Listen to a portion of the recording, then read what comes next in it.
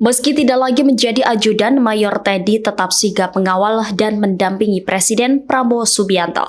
Ia bahkan terlihat memberikan pundak ke Prabowo saat menuruni tangga. Momen ini terjadi saat Prabowo Subianto menghadiri APEC Economic Gala Dinner 2024 bersama dengan para pemimpin dunia di Istana Kepresidenan Peru pada Jumat 15 November malam.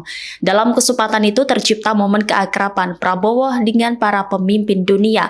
Prabowo terlihat bercengkrama dengan Presiden Amerika Serikat Joe Biden hingga Perdana Menteri Kanada Justin Trudeau.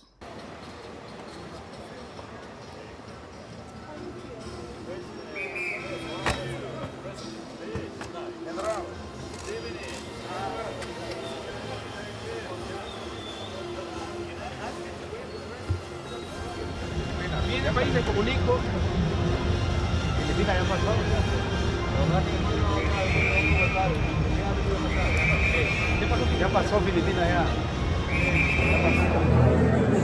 We had such a good conversation.